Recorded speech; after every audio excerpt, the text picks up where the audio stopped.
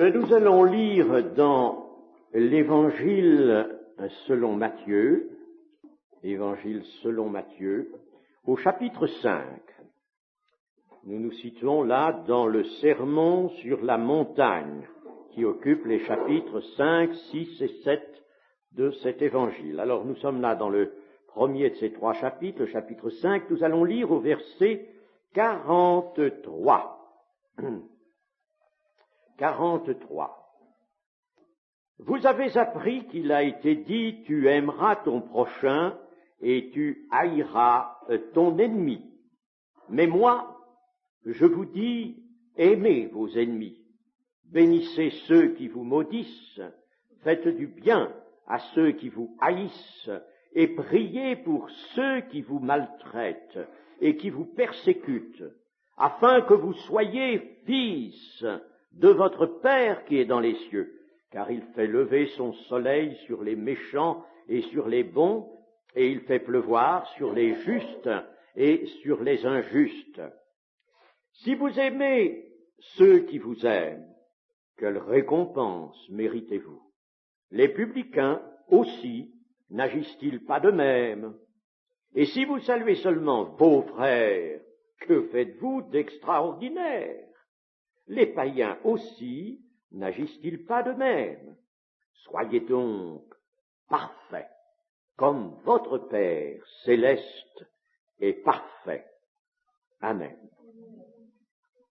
Eh bien, nous allons méditer sur cet enseignement du Seigneur Jésus, l'un de ceux donc qui sont inclus dans ce sermon sur la montagne, considéré comme la charte de l'Église, et à juste titre, vraiment, la charte de l'Église. C'est une partie forte, puissante, et bien des choses dans les épîtres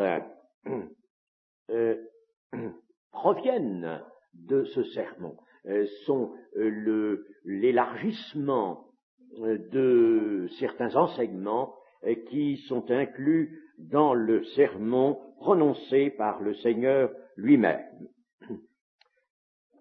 Au verset 43, nous avons lu « Vous avez appris qu'il a été dit, tu aimeras ton prochain et tu haïras ton ennemi. » Mais ce n'est pas l'Écriture qui a dit cela. Tu haïras ton ennemi. Vous avez appris qu'il a été dit. Le Seigneur Jésus ne dit pas qu'il a été écrit. Si ça avait été écrit dans l'Ancien Testament, Jésus aurait dit, il est écrit, n'est-ce pas? Là, il a été dit. C'était donc dans la tradition des Israélites que l'on disait cela. Tu aimeras ton prochain, et on avait ça, tu aimeras ton prochain, c'est écrit, mais tu haïras ton ennemi, cela ne l'est pas, et c'était les Juifs donc qui avaient ajouté cela dans leur tradition. Et prenant raison de cela, le Seigneur dit, mais moi, je vous dis, aimez vos ennemis, bénissez tous ceux qui vous maudissent, faites du bien à ceux qui vous haïssent. Sur cette terre, en effet, nous marchons sur des chemins de haine. Et dans notre époque, il faut le constater, il y a bien des apparences qui semblent couvrir cela. Mais en réalité, nous marchons sur des chemins de haine, nous marchons dans une société où règne l'inimitié, l'égoïsme, l'indifférence, où chacun essaie de s'accaparer tout ce qu'il peut, essaie de se satisfaire lui, où chacun se voit comme le centre du monde. Il semblerait que le monde ait été fait pour l'égoïste, celui qui ne pense qu'à lui, qui ne pense qu'à la satisfaction de ses besoins, et même s'il est entouré d'une famille, d'amis, de certaines personnes qui peuvent lui accorder de l'affection, lui, sa propre affection, il ne la donne qu'à ceux qui peuvent lui être utiles, qui contribuent à augmenter sa satisfaction personnelle. Ça, c'est le portrait de l'homme égoïste. Or, le monde en est rempli maintenant. On a beau, dans les relations entre peuples, parler d'aide. Chers amis, il m'arrive quelquefois de m'intéresser aux événements et notamment aux échanges entre nations, à l'économie, disons.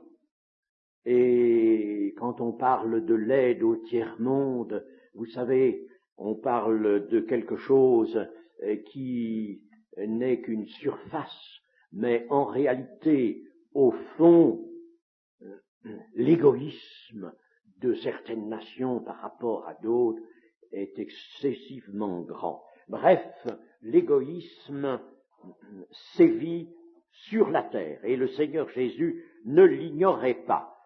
Cependant,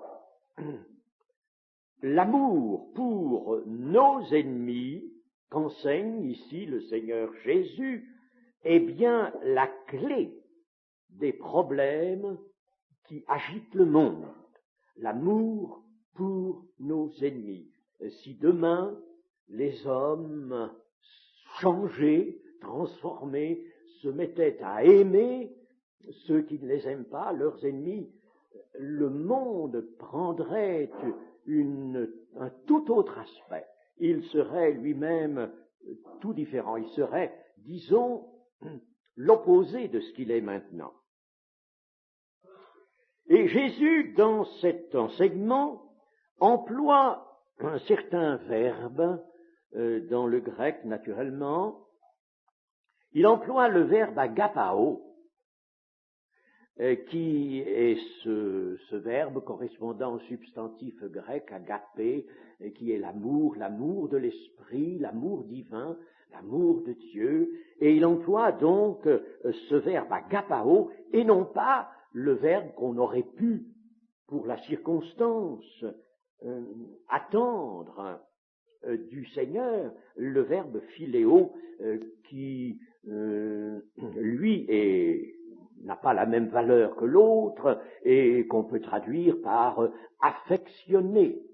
Affectionner. Eh bien, le Seigneur ne dit donc pas, il faudrait que vous ayez de l'affection et même une certaine considération pour vos ennemis. Non, il dit, aimez de l'amour divin, aimez de cet amour agapé, qui est l'amour de Dieu, et qui est l'amour pour Dieu, envers Dieu, et l'amour envers le prochain du premier commandement et de celui qui lui est adjoint, comme le Seigneur l'a dit. Donc, aimez vos ennemis de l'amour de Dieu. Donc, Jésus ne nous commande pas de respecter nos ennemis, d'avoir de la miséricorde, de l'indulgence à leur égard. Non, il nous dit de les aimer. Il faut mettre l'accent là-dessus, les aimer. Il veut donc que son disciple se comporte vis-à-vis de ses ennemis comme il doit se comporter envers Dieu et envers le prochain. Le même terme. Comme envers Dieu ou envers le prochain. Une question peut se poser, une objection même se faire. On pourrait dire, mais moi je suis chrétien, je ne me connais pas d'ennemis. Je suis persuadé que au milieu de vous, plusieurs peuvent penser cela. Je ne me connais pas d'ennemis. Je n'ai pas d'ennemis. Il y a peut-être des gens qui ne m'aiment pas beaucoup, mais enfin, parce que je suis chrétien et ils sont autre chose, mais je ne me connais pas d'ennemis personnels. Il est possible que nous n'ayons pas d'ennemis personnels. Mais n'oublions pas ce que le Seigneur nous a enseigné. Nous avons, je ne veux pas noircir la situation, mais il faut bien que nous sachions que nous avons des ennemis à cause de l'Évangile. Je lirai dans Jean 15 et verset 18. Jean 15, verset 18. Si le monde vous hait, sachez qu'il m'a haï avant vous. Si vous étiez du monde, le monde aimerait ce qui est à lui. Mais parce que vous n'êtes pas du monde, et que je vous ai choisi du milieu du monde, à cause de cela, le monde vous hait. Le monde vous hait. Souvenez-vous de la parole que je vous ai dite. Le serviteur n'est pas plus grand que son maître. Ou l'on pourrait dire, le serviteur n'est pas autre, n'est pas dans une autre position que son maître. S'ils m'ont persécuté, ils vous persécuteront aussi. S'ils ont gardé ma parole, ils garderont aussi la vôtre. Alors là, je suis obligé de faire une petite rectification. Le traducteur a mis le mot garder, qui traduit bien le grec, c'est vrai, littéralement. Mais en réalité, l'intention du Seigneur n'est pas correctement traduite. Car le verbe grec qui est traduit par garder, c'est bien cela, littéralement, vous ouvrez un lexique, vous verrez en effet que le verbe grec correspond au verbe français garder. Seulement, dans le grec, il y a deux manières de garder. Il y a garder dans une bonne intention et garder dans une mauvaise intention, dans l'intention de nuire. Et ça se dit aussi garder, c'est le même verbe grec. Tandis qu'en français, il faudrait changer de verbe. Donc, vous voyez que le problème du traducteur est quelquefois assez délicat. Là, il faudrait mettre un autre verbe. Et par exemple, on peut proposer le verbe épier. Car en effet, c'est ce qu'ils ont fait de la parole du Seigneur. Garder, nous en français, c'est garder dans un bon sens. Alors qu'ici, il s'agit de garder dans un mauvais sens. Donc, épier. Le mieux, ce serait épier. Alors, si vous voulez, nous allons transformer et mettre le verbe épier. S'ils m'ont persécuté, ils vous persécuteront aussi. S'ils ont épié ma parole, ils épieront aussi la vôtre. Mais ils vous feront toutes ces choses à cause de mon nom, parce qu'ils ne connaissent pas celui qui m'a envoyé. Si je n'étais pas venu et que je ne leur eusse point parlé, ils n'auraient pas de péché. Mais maintenant, ils n'ont aucune excuse de leur péché. Celui qui me hait est aussi mon Père. Si je n'avais pas fait parmi eux des œuvres que nul autre n'a faites, ils n'auraient pas de péché. Mais maintenant, ils les ont vus et ils ont haï, et moi, et mon Père. Mais cela est arrivé afin que s'accomplisse la parole qui est écrite dans leur loi. Ils m'ont haï sans cause. Alors, déjà, de ce fait, nous avons des ennemis. Nous avons des ennemis que nous ne connaissons peut-être pas ou qui se révèlent là quelquefois. Nous avons des ennemis à cause de l'Évangile. Pensez à ce que nous pouvons constater maintenant dans les événements actuels à l'égard d'Israël. C'est bien qu'actuellement Israël est très remuant et que beaucoup de gens sont un peu traumatisés par les actions violentes que Israël vient d'entreprendre. Bon, très bien. Mais au-delà de cela, nous voyons que toutes les nations, tous les peuples se tournent contre Israël, contre ce petit peuple. Et pourquoi cela? Pourquoi?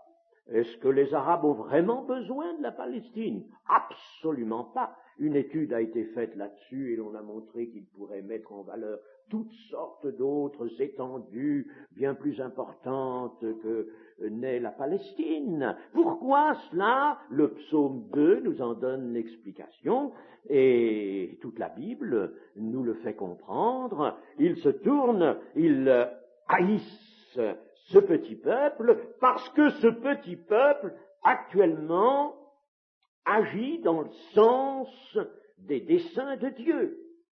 Parce que les desseins de Dieu réapparaissent là, dans ce qui concerne ce petit peuple et la renaissance du pays, de la nation d'Israël, telle qu'elle est prophétisée dans le prophète Ésaïe. En un jour, une nation peut-elle naître? Oui, eh bien cela se fera. Et c'est donc quelque chose d'annoncé, mais il y a une haine inexplicable. Elle n'est pas une simple rivalité de peuple, elle est une haine. Et en ce qui concerne l'Église, il y a haine. Si l'on est un peu informé de ce qui se passe dans certains pays, par exemple les pays de l'Est, en Chine, les pays où sévit la persécution, eh bien, il y a une haine manifeste et violente contre de pauvres chrétiens qui sont innocents, et qui sont un peu comme des agneaux, et qui évitent de donner prise justement à la justice de leur pays. Ils s'efforcent de ne rien faire qui puisse leur valoir des reproches ou même une arrestation, et cependant ils sont l'objet d'une haine farouche, terrible. La Bible elle-même est l'objet d'une haine. On la saisit, on la lacère, on la détruit. Qu'est-ce qu'elle a fait, la Bible? Qu'est-ce qu'il a fait, ce livre, à ces pays communistes? N'est-ce pas? Vous voyez, il y a une haine sans cause. C'est forcé, ça, dans notre monde pécheur. Tout ce qui est de Dieu est forcément l'objet, le sujet d'une haine sans cause. Donc, des ennemis de ce côté-là, nous en avons. Mais attention, lisons encore dans notre passage, le passage que nous méditons de Matthieu 5, au verset 46. « Si vous aimez ceux qui vous aiment, quelle récompense méritez-vous? Si vous aimez ceux qui vous aiment. » À côté des ennemis, nous n'avons pas, bien sûr, que des gens qui nous aiment. Il y a des gens qui ne nous aiment pas sans être peut-être des ennemis très déclarés. Et puis, disons que nous-mêmes, nous sommes en face de bien des personnes parmi lesquelles il y a des antipathiques. Alors ça vient de nous. Des antipathiques, des personnes pour lesquelles n'y réfléchissons pas toujours, mais nous ne sentons pas du tout de sympathie. Quelquefois, nous sentons même le contraire, une antipathie.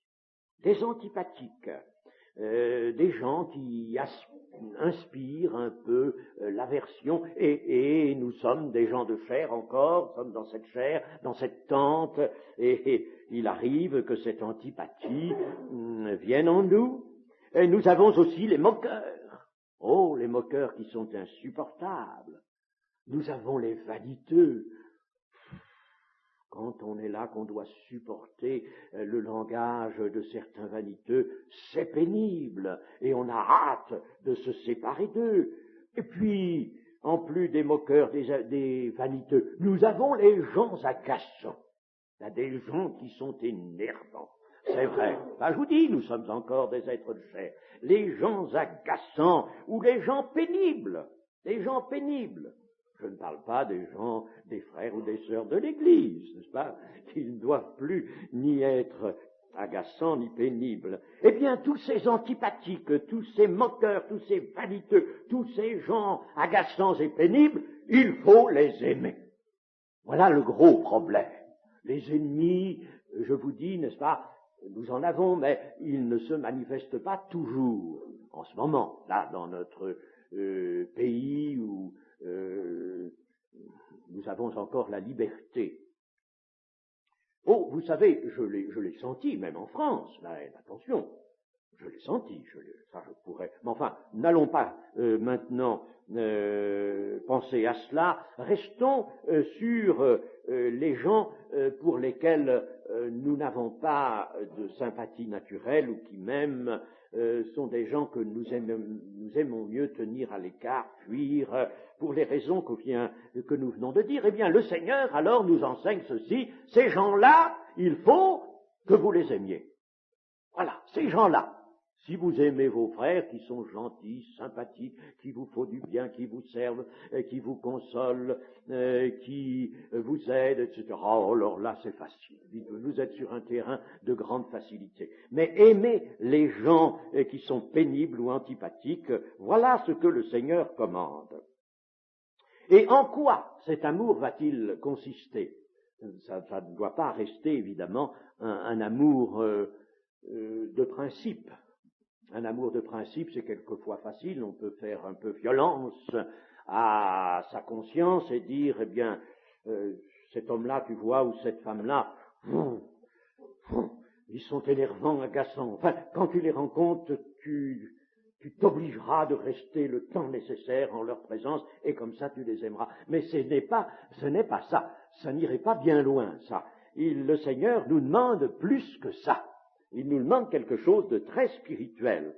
Eh bien, ce qu'il nous demande, le Seigneur, c'est d'user de l'attitude chrétienne au pardon. Et l'attitude chrétienne au pardon est quelque chose qui est plus général que nous ne pensons, qui doit être plus étendu que ce que nous pensons. Dans Matthieu chapitre 6,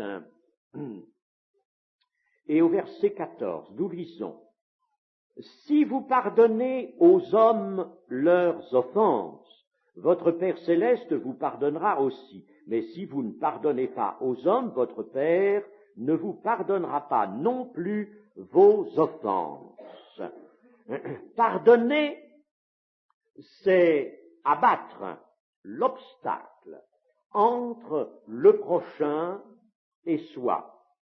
Pardonner, c'est oublier, vraiment oublier, comme Dieu a oublié nos péchés qui ont été pardonnés. C'est se réconcilier entièrement, comme s'il n'y avait eu aucune offense. Pardonner, c'est aider le prochain à découvrir le pardon de Dieu. Pardonner, c'est aider le prochain à découvrir le pardon de Dieu. Eh bien, tout ce qui se fait en ce domaine du pardon doit se faire dans le domaine de l'amour envers les gens agaçants, antipathiques, moqueurs et autres.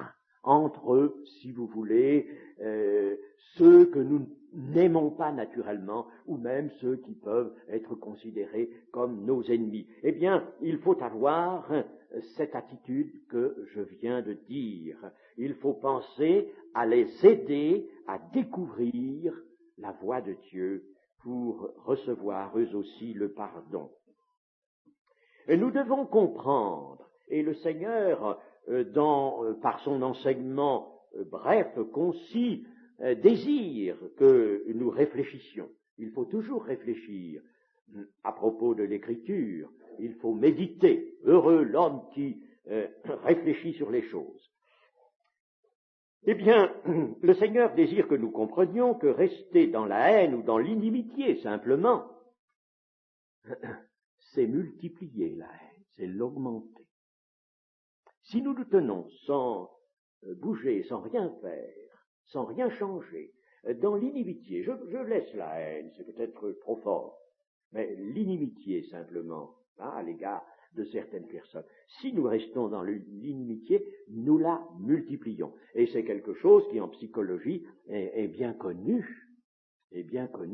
Simplement se cantonner à une certaine attitude d'inimitié, une inimitié qui est montée toute seule dans notre cœur, eh bien, on va augmenter cette inimitié. Les jours passeront, l'inimitié augmentera. Pour la bonne raison c'est que l'obscurité, l'inimitié, elle est située dans les ténèbres. L'inimitié, c'est l'obscurité. Et l'obscurité ne peut pas chasser l'obscurité. Vous en convenez, hein? Quand on veut chasser l'obscurité, il faut amener une lampe. Mais l'obscurité ne peut pas chasser l'obscurité. Il faut donc une lampe, il faut donc une lumière, il faut la lumière de Dieu. C'est ce que le Seigneur nous dit. Vous êtes en présence d'ennemis, en présence de gens que vous n'aimez pas naturellement ou qui ne vous aiment pas. Et c'est très désagréable de sentir qu'on n'est pas aimé. Enfin, il y a des choses, il y a des obstacles entre certaines personnes, certains hommes et vous. Bon, eh bien, là, il faut que vous ameniez la lumière de Dieu. Parce qu'il y a une obscurité du fait de cette inimitié. Il y a obscurité, il y a ténèbres. Et vous laisseriez, vous, subsister des ténèbres entre vous et certains hommes, alors que vous êtes les témoins du Seigneur Jésus pour tous. Alors il faut apporter la lumière de Dieu. Et comment apporter la lumière dans cette obscurité? La lumière, c'est l'amour divin. L'amour divin qui chasse la haine, qui chasse l'inimitié. Alors, aimez vos ennemis. Vous allez, en aimant vos ennemis, apporter la lumière de Dieu. Nous pouvons aussi comprendre ceci, c'est que la haine ou l'inimitié, l'animosité, vous voyez, je vais prendre des choses plus douces que la haine, l'inimitié, l'animosité, eh bien, c'est quelque chose qui est néfaste. Néfaste pour la personne à l'égard de laquelle nous avons de l'inimitié ou de l'animosité. C'est néfaste. Cette personne peut en souffrir. Mais c'est néfaste pour nous aussi. Nous qui concevons de l'inimitié, qui entretenons de l'inimitié ou de l'animosité contre quelqu'un, c'est néfaste pour la personne qui peut en souffrir. Elle peut être très sensible, le sentir, elle en souffre. En effet, quand nous la voyons, cette personne, eh bien, nous nous enfuyons, nous allons ailleurs, nous écourtons bien vite tout échange, tout entretien avec elle. Notre visage est raide, froid, glacial. Elle en souffre, cette personne. Et nous nous faisons du mal aussi. Voyez, n'est-ce pas? Il faut réfléchir à ces choses. Mais vous voyez, la parole de Dieu est là pour nous faire réfléchir à ces choses-là. Nous n'avons pas besoin d'aller suivre des cours de psychologie dans la faculté des lettres. C'est pas ce que nous y ferions. Mais nous avons besoin, dans l'Église, devant la parole de Dieu, nous avons besoin de réfléchir, et nous avons tout ce qu'il faut dans la parole de Dieu pour réfléchir. Entre ces personnes, une force mauvaise et dangereuse. Alors, dans le cœur de l'une et dans le cœur de l'autre personne, il y a là un mal, une espèce de cancer qu'on laisserait subsister. Et c'est pour guérir tout cela que le Seigneur nous dit, aimez vos ennemis, aimez ceux qui ne vous aiment pas, aimez peut-être aussi ceux que vous n'aimez pas de façon naturelle. Aimez-les de l'amour de Dieu. L'amour est en effet la seule force capable de changer un ennemi en ami, de changer une personne considérée comme désagréable, que l'on n'aime pas ou qui ne vous aime pas. Mettons que ce soit cette personne qui ne vous aime pas, on le sait, on le sent, eh bien l'amour est la force qui est capable de changer cette personne avec laquelle nous étions séparés par de l'animosité, de la changer en ami et de la changer en chrétien, mais en chrétien, de la changer en ami, de la changer en chrétien. Il faut savoir qu'aucune vérité ne peut se révéler en celui qui entretient en lui de l'animosité, de la haine, de l'inimitié, alors aucune vérité. Si par conséquent nous laissons subsister en nous, à l'égard de certaines personnes, nous laissons subsister de l'animosité, je prends le mot le plus doux, le moins fort, si nous laissons subsister ça, il sera impossible et qu'il y ait vérité. Nous nous mettons dans l'incapacité de faire apparaître la vérité. Et si nous ne faisons pas apparaître la vérité, quel témoin du Seigneur sommes-nous? Quel témoin, dites-moi? Quels témoins sommes-nous? Les témoins, mais il faut que dans leur personne, dans leurs propos, ils aient la parole de vie, la parole de vérité. Il faut que dans leur personne, dans leur cœur, il y ait la vérité. Alors, tel est le pouvoir de l'amour rédempteur. L'amour est toujours un amour rédempteur. Dans un carrefour, là, la semaine dernière, quelqu'un a demandé quel est le caractère dominant de l'amour l'amour divin. Alors je dis, écoutez, le caractère dominant de l'amour divin, vous faites bien de demander ça, parce qu'aujourd'hui on l'a oublié. On n'en tient pas compte. Le caractère dominant de l'amour divin, du véritable agapé, c'est que cet amour sauve. Cet amour sauve. Dieu a tant aimé le monde. Vous croyez que Dieu a aimé le monde pour le monde? Il nous est dit ailleurs que entre le monde et Dieu, il y a précisément une inimitié. Dieu a tant aimé le monde qu'il a donné son Fils, afin que quiconque croit en lui ne périsse point, mais qu'il ait la vie éternelle. Enfin, l'amour de Dieu est un amour qui sauve, un amour qui ne sauve pas, un amour faible, un amour qui laisse subsister toutes sortes de choses humaines, est un amour qui ne sauve pas, et ce n'est pas l'amour de Dieu. Donc, attention à cela, l'amour véritable est l'amour rédempteur. Et alors, le Seigneur nous dit d'aimer nos ennemis. Et si nous n'aimions pas nos ennemis, nous serions en contradiction, en opposition avec ce que Dieu a fait pour nous-mêmes. Prenons Romains 5, chapitre 5, verset 10. Chapitre 5 des Romains et verset 10. Car si, lorsque nous étions ennemis, nous avons été réconciliés avec Dieu par la mort de son Fils, à plus forte raison, étant réconciliés, serons-nous sauvés par sa vie. Ah, c'est que nous avons été, nous, des ennemis à l'égard de Dieu. Nous avons été des ennemis à l'égard de Dieu. Et Jésus nous demande, en somme, d'adopter une attitude semblable à celle que nous avons rencontrée en la personne de Dieu. Il faut que notre attitude corresponde à celle de Dieu. Dieu, lui, ne nous a pas regardés comme ennemis, alors que nous étions ennemis, nous a aimés. Et Jésus nous dit, alors vous, de votre côté, il faudrait que vous aimiez, vous aussi, vos ennemis. Mais nous allons voir alors maintenant la grande raison que Jésus nous donne d'aimer nos ennemis, car il nous donne là une raison majeure, une raison éclatante. Elle est au verset 45.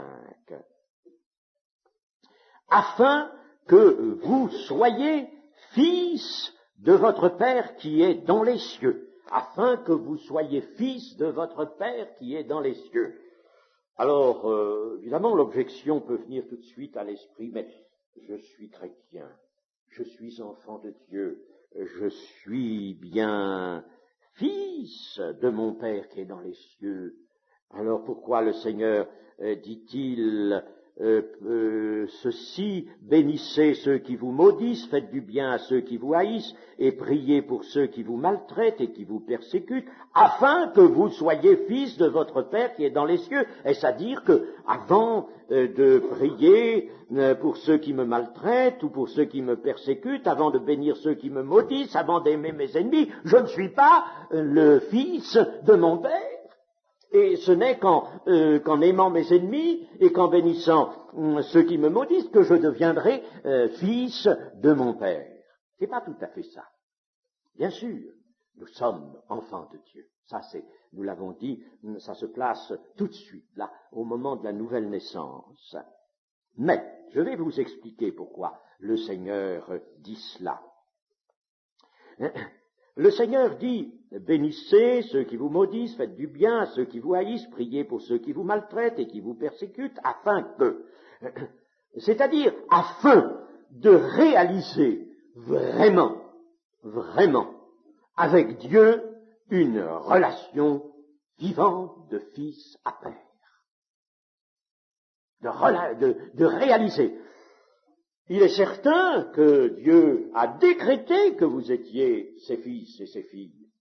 Mais si vous faites ce que le Seigneur dit ici, alors là, vous allez réaliser d'une façon effective, concrète, une relation vivante avec Dieu, relation qui est celle de fils à père.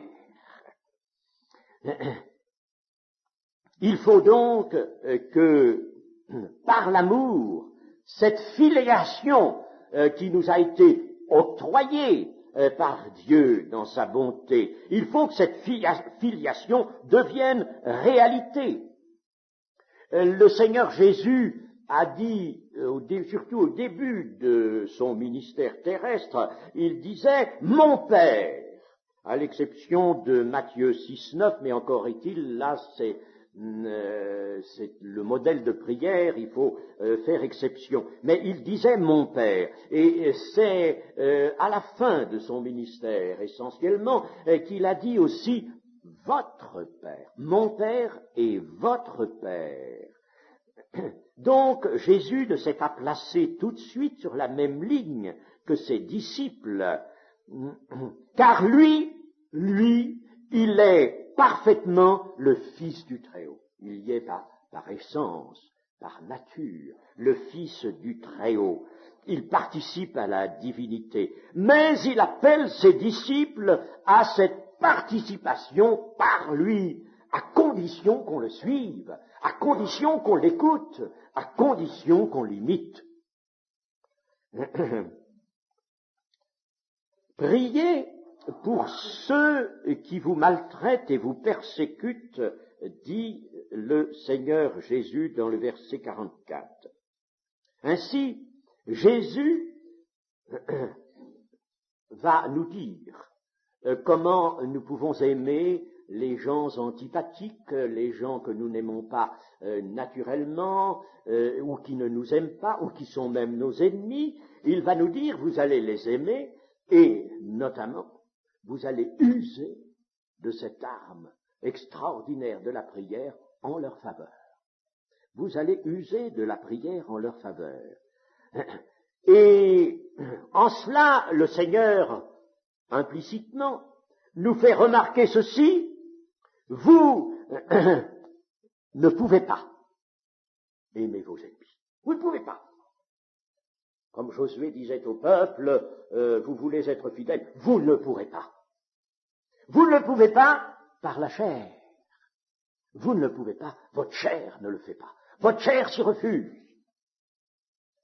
Mais si vous usez de la prière, alors vous arriverez vraiment à aimer, parce que vous vous dégagerez de la chair.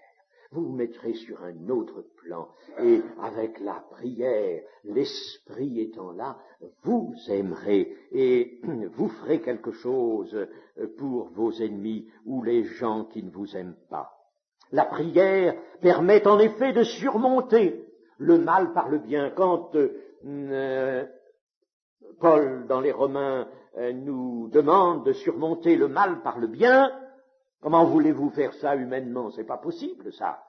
Surmonter le mal par le bien, on ne peut le faire que par les armes spirituelles, dont surtout la prière. Et la prière ouvre le cœur du chrétien à la pratique du bien. Mes amis, quand vous voulez faire le bien, priez.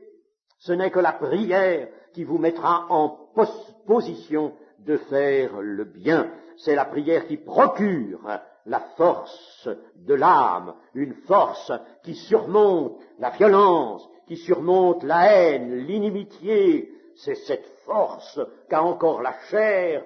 Eh bien, elle est matée, cette force, dans la prière. Dans l'histoire des empires qui se sont édifiés sur la terre, nous avons appris cela à l'école, nous voyons que ces empires ont été fondés par la force.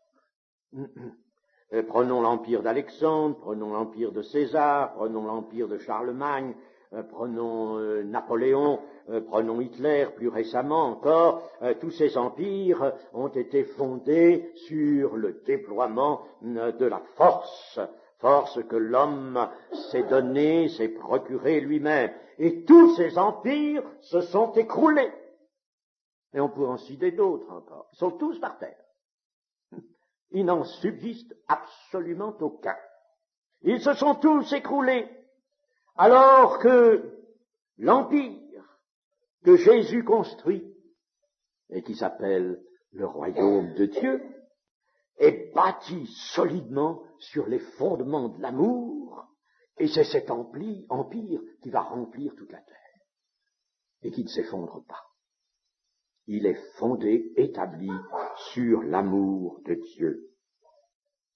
Dans le verset 45 de notre texte, le Seigneur dit « Car il fait lever son soleil sur les méchants et sur les bons, il fait pleuvoir sur les justes et sur les injustes. » Dans l'évangile selon Luc, au chapitre 6 et au verset 35, nous avons ceci: « Mais aimez vos ennemis, faites du bien et prêtez sans rien espérer, et votre récompense sera grande, et vous serez fils du Très-Haut, car il est bon pour les ingrats et pour les méchants. Soyez donc miséricordieux comme votre Père est miséricordieux. » Dieu est bon pour les ingrats et les méchants. Les ingrats et les méchants sont donc à ajouter aux justes, aux injustes dont parle Matthieu. L'amour de Dieu, en effet, est compatissant, est miséricordieux, et il ne fait pas de différence a priori.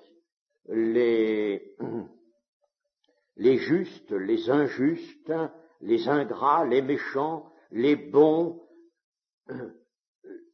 Dieu ne fait pas de différence a priori. Il ne fait pas de différence. Tous ont péché. Voilà la constatation que Dieu nous fait faire. Tous ont péché. Et encore cette parole de Jésus: si vous ne vous repentez, vous périrez également tous. Tous ont péché, si vous ne vous repentez, vous périrez également tous. Alors Dieu ne fait pas de différence, lui, et il ne voudrait pas que nous en fassions. Dieu, dans le méchant, dans l'ingrat, dans l'injuste, Dieu voit avant tout le malheureux, l'homme malheureux à cause du péché, malheureux. Il voit le malheureux. Il ne vient pas juger. Le Seigneur Jésus l'a dit: je ne suis pas venu pour juger, mais pour sauver. Si c'était pour juger, il serait resté dans le ciel, il n'avait pas besoin de descendre. Il n'avait pas besoin de monter sur la croix. Mais il est venu pour sauver. Alors, il ne fait pas de différence a priori, chers amis. Combien nous avons besoin d'apprendre une telle leçon, car le christianisme, je ne veux pas parler de nous seulement maintenant, mais le christianisme nous a montré à travers les siècles précisément qu'on faisait à nouveau des différences a priori. Et cela, c'est quelque chose d'insultant pour l'amour de Dieu. Dieu voit le malheureux dans le méchant et il veut le changer. Et dans Luc, nous avons lu ceci: votre récompense sera très grande. Il y a une récompense, nous parlons quelquefois des récompenses, où on nous fait des prédications sur la récompense à obtenir plus tard, mais on ne sait pas grand-chose sur cette récompense. Mais voilà quelque chose, là, un passage qui nous en parle. Cette récompense ne sera pas un salaire. Elle ne peut pas venir changer, altérer le désintéressement que doit avoir l'amour. Elle ne peut pas être un salaire, cette récompense. Quelle est donc cette récompense dont parle le Seigneur? C'est l'assurance de parvenir à l'amour parfait et à la pleine participation à la vie et à la gloire de Dieu. Votre récompense sera très grande, parce que elle comporte la certitude d'arriver à l'amour parfait, à la pleine participation de la vie et de la gloire de Dieu. Et c'est logique alors que le Seigneur termine cet enseignement de la manière suivante: soyez donc, ça veut dire c'est sa conclusion, c'est bien sa conclusion, ça résulte bien de ce qu'il vient de dire, de ce qu'il vient de nous enseigner et de proposer à notre méditation. Soyez donc parfaits comme votre Père céleste est parfait. Votre récompense ce sera ça, la perfection. Soyez parfaits. Il y a tant de choses magnifiques dans la perfection de Dieu.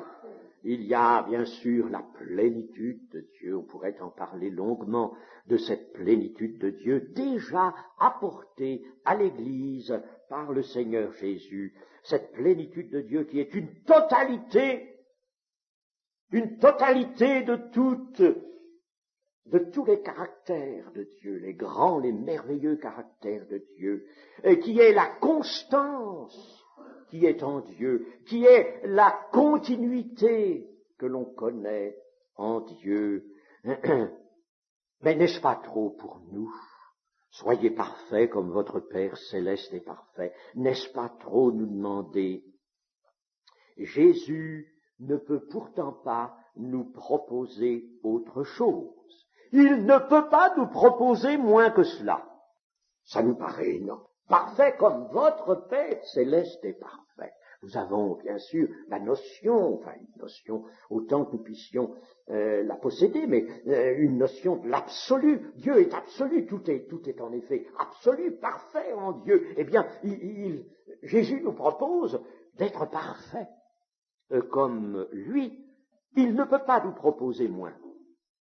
Supposez que Jésus nous dise: écoutez, si vous parvenez à faire quelques petits progrès, si je vois que votre cœur change, si je vois que ces animosités, ces mouvements d'humeur, de la chair à l'égard des autres se dissipent tant soit peu, ça va, je serai satisfait. Ce n'est pas un langage de Dieu, ça.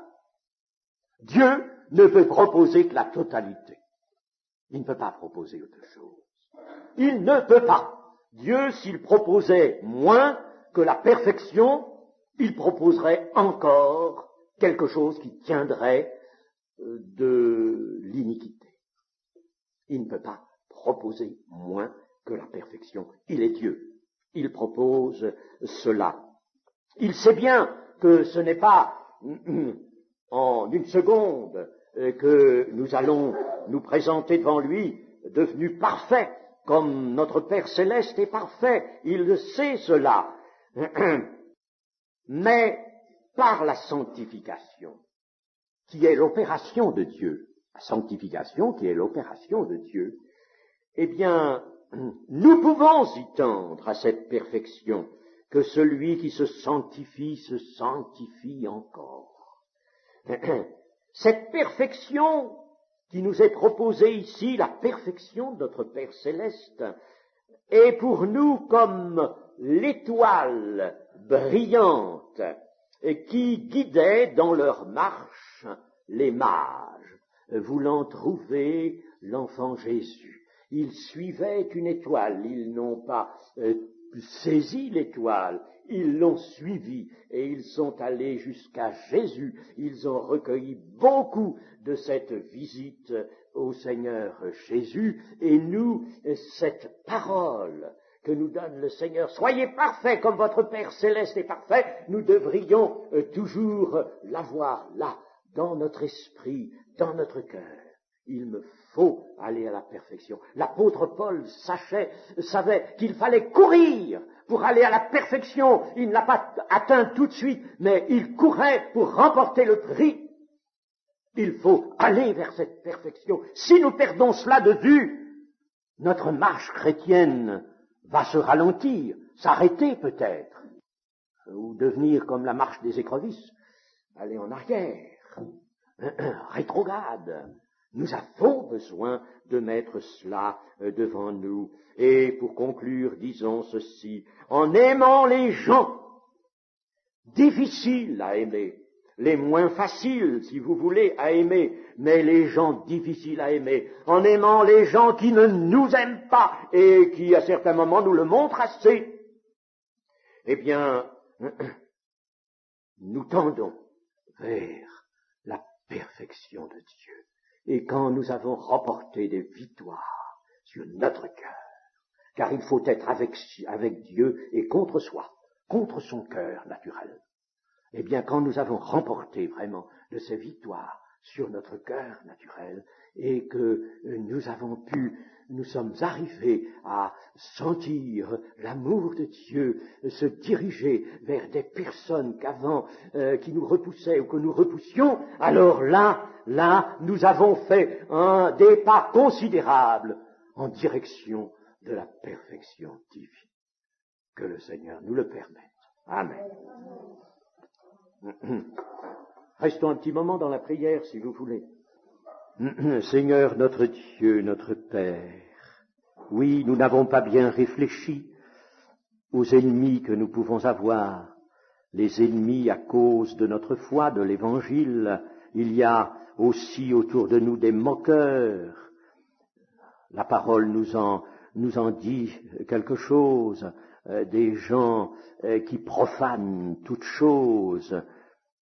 Oui, il y a des gens que, naturellement, nous ne sommes pas portés à aimer, et pourtant ta parole nous dit de les aimer, de les aimer. En toutes ces personnes, nous avons le prochain vers lequel nous avons à diriger un amour, la puissance de l'amour divin qui est en nous, Seigneur, remplit nos cœurs de cet amour pour que nous puissions aimer et marcher vraiment en avant vers cette perfection qui nous est proposée. Merci, Seigneur, de nous avoir proposé cette perfection, notre Père Céleste. Oh, merci, Seigneur, de nous dire que nous pouvons marcher en direction de cette perfection. Nous pouvons courir aussi vers cette perfection pour l'atteindre. Et le Seigneur nous permettra de l'atteindre quand le dernier moment sera venu. Il allongera notre bras et nous atteindrons la perfection. Il nous perfectionnera lui-même, dit la parole. Merci Seigneur, gloire à ton nom. Tu es grand, tu es miséricordieux, vraiment. Tu es merveilleux Seigneur, et nous louons ton nom dans celui de Jésus. Amen. Amen.